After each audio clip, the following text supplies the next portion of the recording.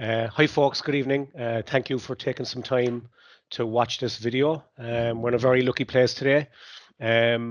We have Joey and Craig with us, and all we're going to do is we're going to step through a series of questions to try to get some views and comments from the lads. To the Supporters Club members watching, we appreciate that this is great for us to be able to get an insight from two super Munster players from a team that we care about greatly. And also to say that we really appreciate the fact that you're staying connected with Munster Rugby, and the Supporters Club is very important for us in terms of our own community and keeping each other buoyed as we find our way through COVID. And I'm sure as the months pass by now, we'll start to see more and more good news about getting us back to the ground to support the team, and certainly the two folks we're going to talk to tonight. So with that in mind, I'd just like to say hello to Joey and Craig. How are you doing, lads? Very good, thank you. Cheers for having us. We appreciate it. We appreciate your time. The first question, Joey, is to yourself. It's been quite a journey for you now, getting back to the field. Can you give us a sense of how it's been for you for the last couple of weeks? Yeah, it's been fantastic being back out there. It was a long old road, but yeah, to be honest, it's so nice coming in every day, knowing you're on the normal schedule, seeing all the lads, training normally, having no worries about how the injury's going or what I need to hit this week in order to progress next week. So yeah, it's been great. Obviously, it's been disappointing, couple results, but as a team, I think against Toulouse especially, we showed exactly where we are at. So there's plenty to build on, and it's going to be an exciting couple of years. So yeah, we're building for something bigger. And Joey, I suppose in the last while there, as we know, everybody's gone through a bit of a tough COVID time. Can you give us a sense of what were those couple of things that you would have held on to during the tough times for yourself in the last while? Yeah, it was pretty tough. Being injured is very lonely. Craig will know as well. He's had a long-term injury, but it's just you don't get to see your friends as much because they're in different schedules. But then obviously with COVID, we weren't allowed to see anyone outside of training. So it was a real lonely couple of months, and that was probably the hardest thing for me that I found. And then obviously not being able to train and play, but just not being around everyone as much as usually was probably the hardest thing I found over the last couple of months. And from a player perspective then, what areas can you focus on from your own individual playing style when you're injured? Is there areas that you manage to focus on for you? It's hard because you can't physically do some of the things you'd like to. But I suppose being able to chat to the likes of Steve and a few of the other players who might be similar position on what their thoughts are on certain things, and try and visualize things happening in your head. You can't physically do it, but mentally you can get the reps in. So that was a big thing for me over the injured times, where I could sit down and watch a bit of video and try and critique a few things and watch back on some of my old games and see where I went wrong and what I did right. We had plenty of time to do that, so I found that quite stimulating. Being injured, you could get some sort of rugby knowledge back into me. And is it fair to say then that other injured players, that you form your own kind of support bubble? We would have seen you on social media, for example, going a couple of rounds with RG at some stage. Yeah, there's a few of us in the injured crew. I got very close with RG in particular, and I showed him a few things in the boxing ring as well. Yeah. The betting went heavily for you, Craig, or Joey, I promise. I'd say so. Look, it's great for us to see you back. I just want you to know that again, we got some lovely emails in the last couple of days from folks saying they couldn't wait to hear from you, and also just to re-emphasize to you, it's great to have you back in the pitch for us. So it's lovely to see. Craig, coming back to yourself, I suppose the one thing we know about you is your love for Munster and your county and your province. Can you give us a sense of how it feels now to be in the senior team week on week and putting on that red jersey and representing your province? Yeah, obviously it's something that I dreamed of when I was younger, going to all the games and stuff like that. It's a bit surreal now that obviously to be playing with the senior team, the team that you supported since you were a young pup and growing up, trying to watch them winning trophies, and obviously that's what we're trying to emulate at the minute. Unfortunately, the last 2 weeks haven't went our way, but I know it's coming, and it's hugely positive to be involved in such a great team and a team that want to win things. And obviously we're missing our supporters at the minute because they do drive us on massively. and they drive us on every day. In fairness, we do talk about them. So like to play for such a club with such great history and fans, it's unbelievable. Everything I've ever dreamt of. The last couple of weeks then, lads, you know, the Toulouse game was a great game to watch, certainly. Can you give us a sense of your reflections on the season to date, Joey, and maybe the areas where you've seen improvement in the team from both watching them and obviously not participating? Yeah, I think this year has been massive for us. We've focused a lot on our general phase, so nothing got to do with set piece. So when the ball breaks down and we're attacking, in just general phase, I think has improved hugely. This year, and I think with a new coach like Steve coming in, it takes 2 or 3 years for his thoughts and his theories to be implemented. So I think this year was the first year we've seen huge improvements in that area. I think we're being able to break down teams. That Toulouse game, for instance, we were able to break down one of the best teams in Europe and score 4 tries against them, which is massive, I think. So I think if we can keep building from there and keep improving, that was something I took massively from this season that we got a lot better at. Craig, yourself, in terms of the season to date, I suppose a great breakthrough season for you. Yeah, I know it's kind of hard to come on and talk about like the positive things after the last 2 weeks, obviously, but I know we are building something. Like Joey said, our phase attack has gotten a whole lot better. I think like the whole group itself has gotten a lot better. The tightness in the group is unbelievable at the minute. Like it's like coming in and training with your best friends every day. It's unbelievable. So I think the enjoyment of the whole thing is coming up. Like Joey said, Steve's obviously game plan and stuff. It's still taking its time to come into fruition, but I think there's a lot of good that has happened. Like Joey said, the Toulouse game, scoring 4 tries.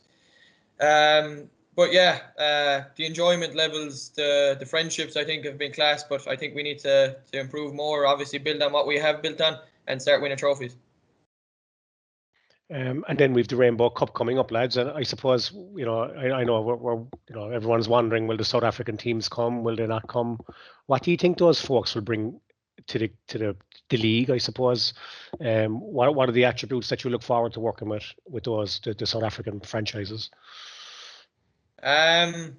Obviously, most South African teams are absolutely huge, so I'm expecting like really physical encounters. I think you look at their international team at the minute, and every game they play, it's physical. So I think that's probably the biggest thing. But obviously, it's more competition. There are 4 very good teams that are coming into the league, so it obviously makes it harder to win trophies again. But obviously, those are the challenges you relish, and we can't wait to get stuck into it, I think. Joey, we talked then about the physicality, and I suppose, you know, from a rugby perspective, as you know, we all see the 10 as the key role, you know. Can I ask you, what's your kind of preparation, Joey, in terms of the moving towards the 10? And I can see Craig shaking his head there. The 9's critical too, Craig. How do you prepare mentally, Joey? Have you a system or? I think the biggest thing for me mentally coming into a game is having a good Monday, Tuesday, Thursday training behind me. Whether it be short, sharp, and just getting the detail in, and then you can focus in on the game on the Saturday, on the Thursday, and the Friday, knowing that all the work is done and all the preparation. I like to be as relaxed as I can be going into a game, and just trusting that everything's been turned and every stone's been looked at. So yeah, that's the way I would prepare. And I have a few things that I need to tick off during the week, like a certain amount of kicks and kicking, whether it be from the ground or out of hand or drop kicks, getting that all done, a few tackles, passing. Once I have all that done, I know I feel a lot better coming into the weekend.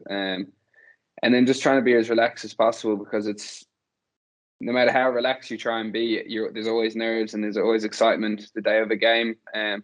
So being able to control and use them and put them into the right areas is massively important for me. Craig, how do you regulate those emotions then, Craig? Because when we look at you, we see that you're full of enthusiasm and energy. And how do you come down the hour after the game? What do you use to bring yourself back to, like, what emotions do you feel when you're playing well? I think the night of a game or after a game, it is quite tough to sleep and stuff afterwards. I find it hard and difficult because obviously it's what you've built up to all week. You've put all your energy into that, and then it's only 80 minutes at the end of the day, and then you've built up all the energy, all the excitement. So I find it quite difficult to sleep and stuff after games. But I think being around the lads after a game is probably the best. Being able to chat to a few of them in the change room and just speak about what you felt went well and what went wrong. And Craig, great breakthrough year for you this year, moving into Ireland. Can I ask you? We hear an awful lot of supporters about the jump. The jump from Pro 14 to European. Can you give me a sense of how big that jump is? I don't think it's as big as a jump as people think it is, but there definitely is a jump. I think you have less time in the ball, you have less time to make decisions. Everything is just done quicker, I think.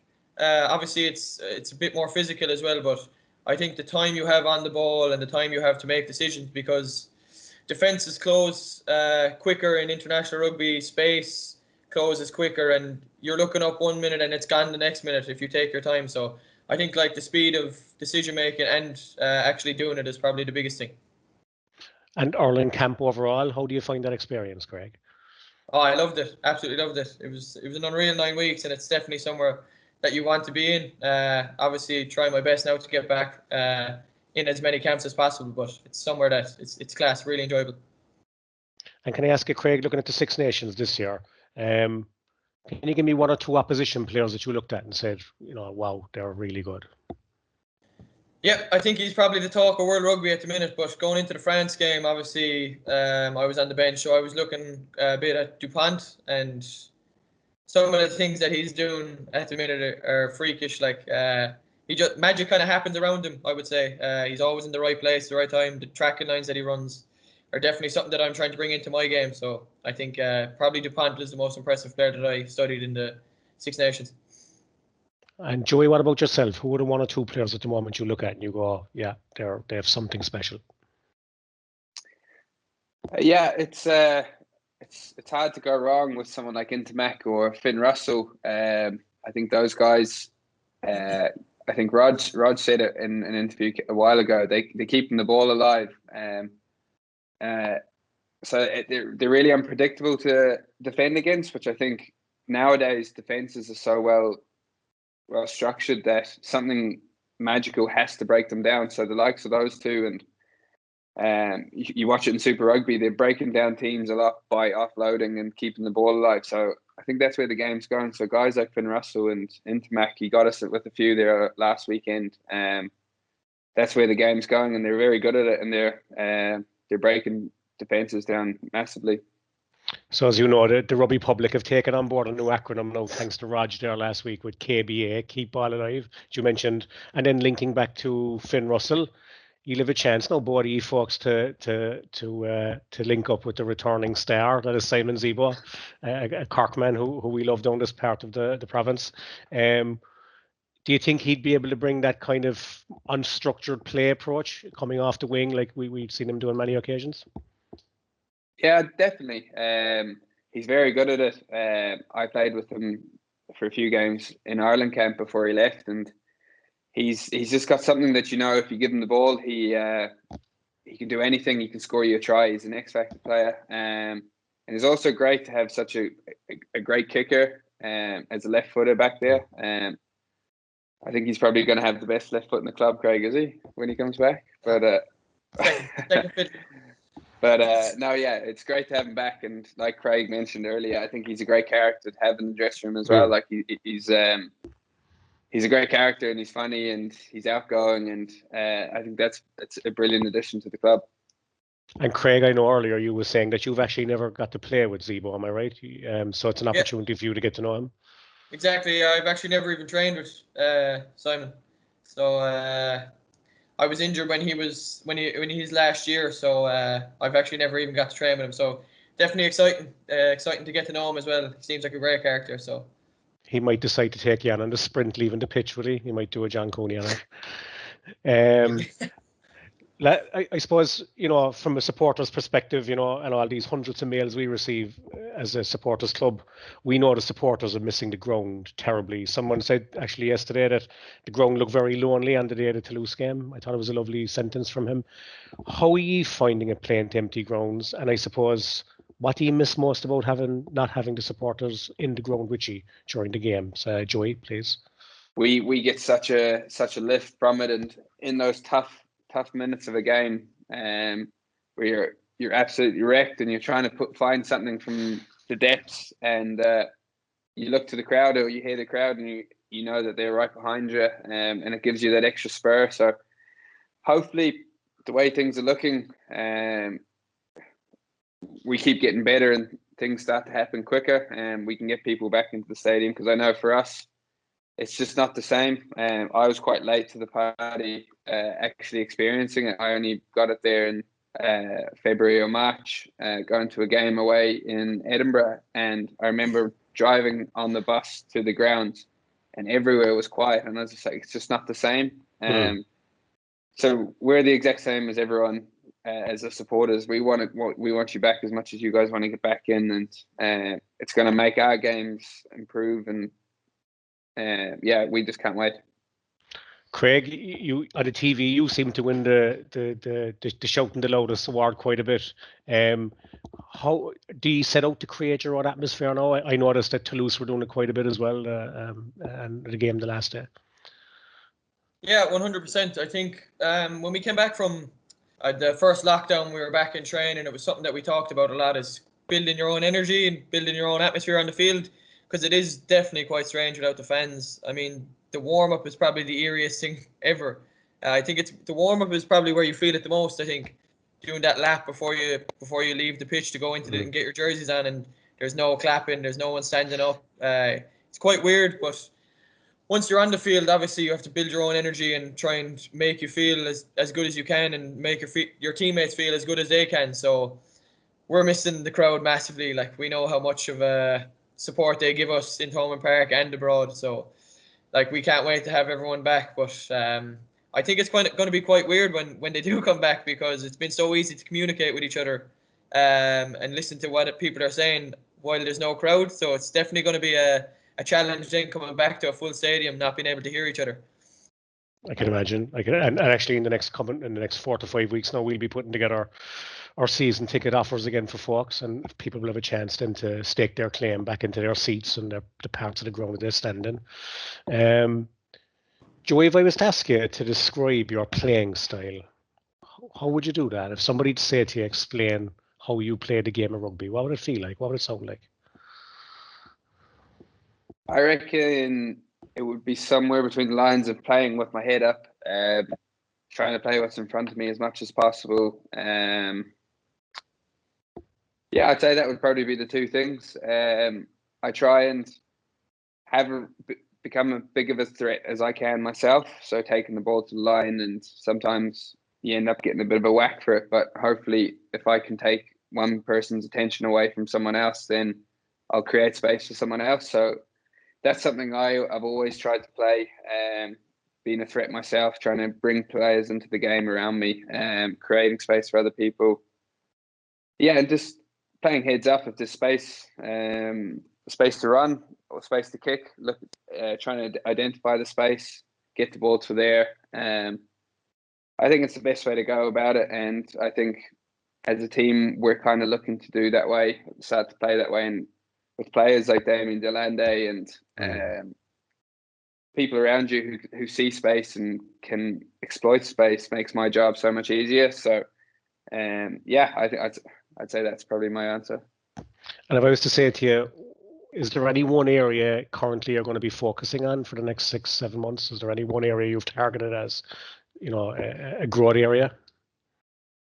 I think I'm always trying to get better at everything. But I suppose maybe my decision making being that bit quicker, so seeing things a bit earlier and being able to create it before it almost opens up, is something I'm trying to look at. And I suppose that only comes from training. And I even feel after the last 2 or 3 weeks, I'm getting that bit sharper from after being out for a while. So hopefully as that keeps coming along, I'll keep getting better at it. And yeah, hopefully I might get someone out in the back line to help me tackle soon enough as well after those lineouts. But yeah, I suppose I can keep working on the tackling as well. And you've mentioned Stephen a couple of times. It must be great now to have a coach that's intrinsically, I suppose, as you described how you feel you like to play, when we think of Stephen Larkham, that's what we think about. Is that relationship now on the field growing because you're back on the field more regularly? Yeah, hugely. I think that was probably the most devastating thing about being out for so long. When it was first announced that Steve was coming, I couldn't wait, because he'd played 10 and 15, and watching him growing up and stuff, he was kind of what I wanted to be as a player. He'd always have a go himself. So yeah, it was great. It's great to have someone like him who I can drop a text to regarding a training clip or general stuff, just to ask him about what his thoughts are. And like Craig I'm sure will say the same. His rugby knowledge is incredible, and I think it's really important for a coach as well who has been a past player, because I think he understands how to communicate and get points across better, because he was a player and he understood what it takes to get across to some players. So I think that's a huge positive with having Steve there. So yeah, I'm loving working with him at the moment. The Craig Casey style of rugby, how would you sell somebody what you're up to, Craig? What style would you sell? I would say energetic, loud, and play quickly is probably the three things that I would say. Craig, from a 9 perspective, the way you interface with the pack quite a lot. Do you link in with the forwards coach then quite a bit as well in terms of the connection with the pack? Would you spend a bit of time with Graham Roundtree understanding their world? Not too often. Obviously, you have to be there for scrums and stuff like that. Wig showed me a few tricks for getting the ball back in our scrum and stuff like that have been helpful when we're under the cosh. It's not too often, obviously, with the pack that we have, but just kind of linking in, with Wig. Not too often. Wig is Graham Roundtree, actually, by the way. Sorry if you don't know. Oh yeah, we know. Yeah. So not often, obviously, because you have to focus on your own game, and obviously the back line is probably where I spend most of my time. But just little things with Wig is where he gets the best out of me, I think. We got to spend some time with him in Cork in a Q&A there live before COVID. He's great fun to have in a room.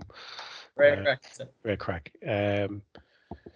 Can I suppose this year now, lads, we've a lot of intellectual property leaving Munster, and you can see the outpouring of support for Billy, CJ, Tommy, JJ, Darren Sweetenham. Is that just a facet of rugby now? Are you used to that, the way that, because I'm conscious of the fact that you have a very close-knit group, as you mentioned, Craig, and some of these folks are your friends. Two things, I suppose. A, how do you cope with losing that kind of intellectual property, the stuff that they bring to the team? And B, then, I suppose, just the changing of the guard in a rugby sense. How are you finding that, Joey? Yeah, it's probably one of the worst parts of being in the environment we're in. Like you said, we become so close to one another, and like Craig said, we're almost best friends coming in and out, and we almost see more of each other than we would our families. So seeing them go and not seeing them, they're not going to be around next year. It's really tough, but I suppose it's part and parcel. So you do get used to it.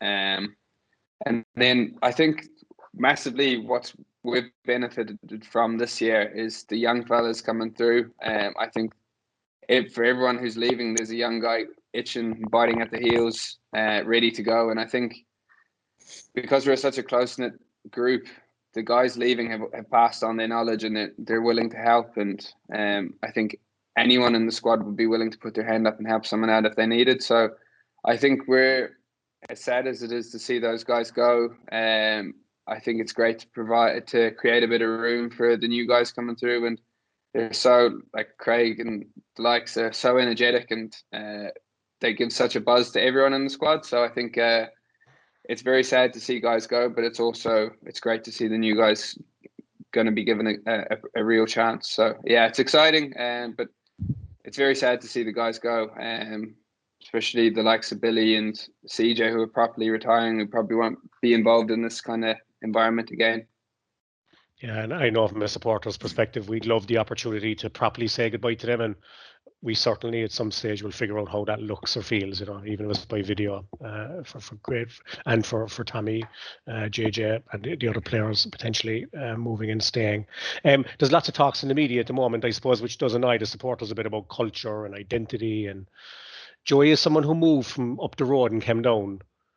The culture of Munster rugby, how easy is it to buy into, and how special is it from your perspective?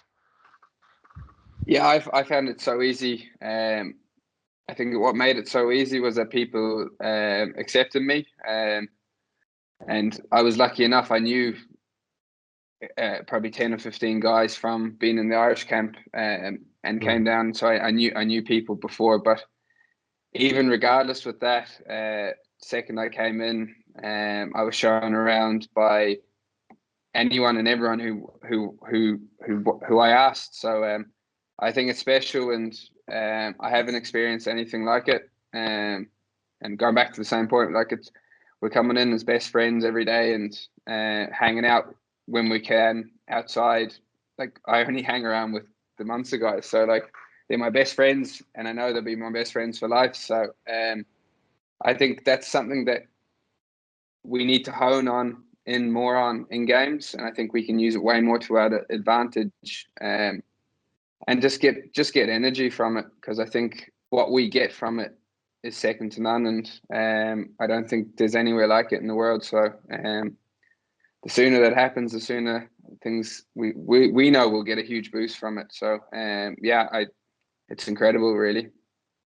And Craig, when new players arrive in, then how do you explain the culture to them? I mean, what is it? Because I know the team are quite protective of the culture of Munster rugby, as are the supporters. Can you give us a sense how you embody that into new players when they come into the team? Is it something they just pick up, or is it something that you kind of teach them about and talk to them about on an open basis? Yeah, I think it's probably a mixture of three things. I think coming in to Munster, you know exactly what the club is about. You're joining because you want to be part of such a great club. I think anyone that signs for Munster Rugby knows what they're almost getting into. The history behind it, the fans, the culture. Then obviously there's parts of it that you've got to teach people. And obviously players come in during pre-season, and that's where kind of like the bulk of the culture work is done. Obviously you talk about what went wrong last year and what we need to build on, and our behaviours and stuff like that, which we did last year, and we saw huge rewards from. And then obviously the third probably aspect is seeing it day in and day out. I mean, you can tell people about it, but if they have got to live it probably to see exactly what's about, and especially the Munster culture, because it's so special. I think being in it is probably the only way you fully learn about it. Joey will tell you coming down, like he said a few minutes ago, feeling just welcome straight away. I think that's probably the biggest part of it, just being welcomed into the group so that you can add your own and just be yourself, probably is the main thing. But like I said a few minutes ago, it's such a special club that people probably know exactly what they're getting themselves into. And can I ask you, I suppose we're always conscious of the fact that we probably apply a big weight of expectation, Joey. Is that hard to deal with, or is that something that with a Munster Rugby club you'd expect? I think it's what we expect. Like, we have huge expectations on ourselves as well. Like, I know at the start of every season, our main intention is to win 2 trophies. This year it's 3 because of the Rainbow Cup, but that's everything that we look for, we go for, and we work towards. So those expectations on ourselves, and I think that's why it's so disappointing when it doesn't, because we know the talent, we know how good we can be. So that's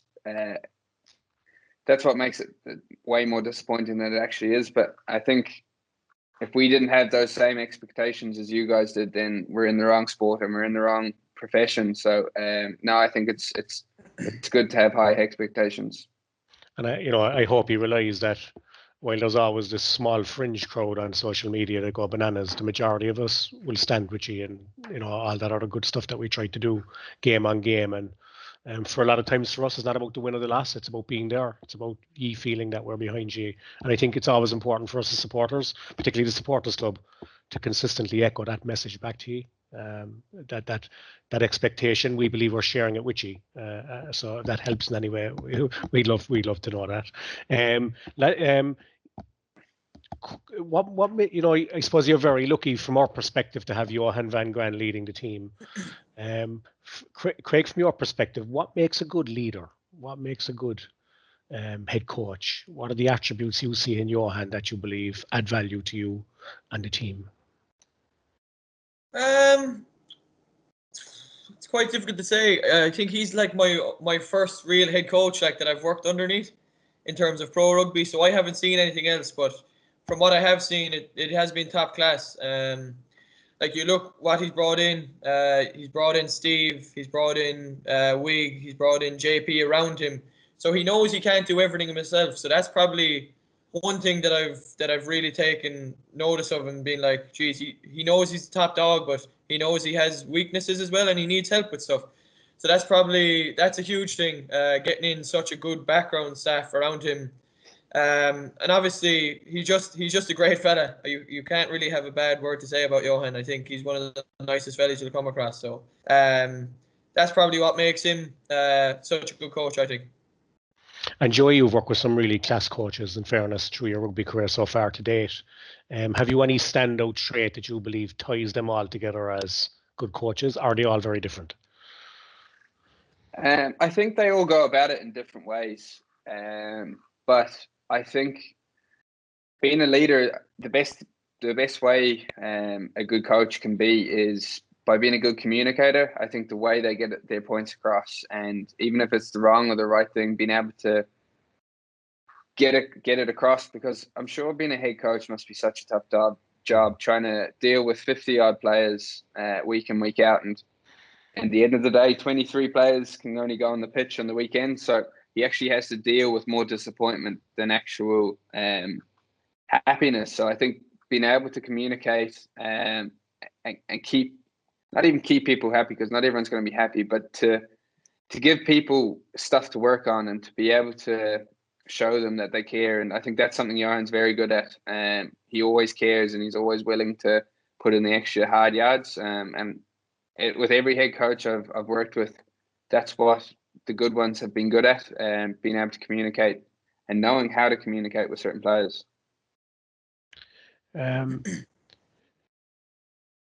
In terms then, I suppose when we often look at teams, there's the sense that the captain now is a role that's devolving quite a bit, that you know of a group of senior leaders.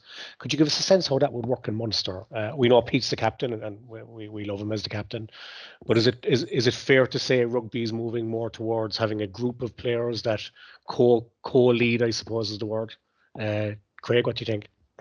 Yeah, 100%. It's kind of like what I said about Johan a minute ago. Like, not everyone knows absolutely everything. So you've got to have a core group of people around you. In Munster, we've got now what we call the PRG group. So it's the players rep group. So I think there's about 6 or 7 players in that, and they deal with all the goings on, really. Like, we can go to them with anything we need. They're obviously the leaders in the group. They've been voted by the players in there to do the job. So I think the captain obviously needs help with everything. Rugby now is such a technical game, and it's moving so fast. Like, they're not going to know every single detail about everything. So you need help around you, and I think it's worked really well this year. I suppose we'll have just 2 final questions, really. I suppose in terms of the Rainbow Cup now, we're coming up to it, and then automatically you start planning for the live season of hopefully having us and you together in the ground. What type of expectation do you think, what type of planning what type of goals do you think you're going to set? Is there anything you can give us a sense of maybe Munster in the next 6 to 7 months, things that we can expect to see? Me? Like Joey said a few minutes ago, it's all about winning trophies in Munster. And obviously the Rainbow Cup isn't probably what we targeted at the start of the season. We wanted to win the Pro 14 and the Champions Cup. But another trophy is on the line, and we've got to go and try and win that. We got to send CJ, Tommy, Billy, and all the lads leaving away with silverware as well, I think. So Rainbow Cup gives us a chance to do that. In terms of actual rugby, I think we're trying to play a good brand at the minute. We all came back in on Tuesday after a few days off, and we all talked about where we want to go for the next few weeks and the next few months, and it's looking really positive. So obviously we want to win trophies, but we want to enjoy our rugby as well, and I think that's going to happen over the next few months. So hopefully you all enjoy watching us play as well. Enjoy yourself for the next couple of months now that you is it more game time? Is it just getting back into the weekly grind of professional rugby? Yeah, I think game time's massive. But I'd like to echo what Craig said there. I think we're building. Obviously, we want to win the trophy and send the lads off, but we're building for the next 15 months as well. So yeah, I think if we can keep improving our game and keep just learning every day and getting better, I think we're going to be in a good spot. And on a personal note, I think, yeah, game time and just enjoying being back playing. You almost take for granted being a player and how enjoyable the weeks are. So that's really taught me from being out just to enjoy every week and go out and give everything you've got. So yeah, it's an exciting couple of weeks coming up. And gents, have you any last message for the supporters? I'm conscious of the fact that this is going to go out to thousands of folks who are trying to do everything they can to stay connected with their team that they care for. Have you anything to say, Craig? Have you any last messages for the supporters club members out there? Yeah, obviously we really appreciate the support that you give us throughout the years. We obviously know it's tough for you now in COVID, but like Joey said a while ago, we can't wait for you to get back in the stadiums as much as you can't wait to be back in the stadium. So I think we're very thankful for the support, but keep it going, please, and hopefully we see you all soon in Thomond Park in Musgrave. Cheers. And Joey, yourself, would you like to have a comment to the supporters, please? Yeah, just reiterating what Craig said, the sport's incredible, and something that you said earlier, Mark. I think when the days are tough and it's crap after a loss, and you never know, there's so much crap out there in social media, but we always know that you guys are supporting us, and that makes it easier because we feel like we're one community. So I just like to thank you guys for that, because there was a lot of shite out there, and I think having you guys having our back makes a massive difference. So yeah, I'd just like to thank you, and we can't wait to see you soon. So, gents, with that, I'd like to thank you for your time. We do appreciate it. We do appreciate a lovely evening. So we hope we didn't take too much of your time, and we also look forward to seeing you in the coming weeks and months. So thank you. Thanks, Mark. Thanks for having us.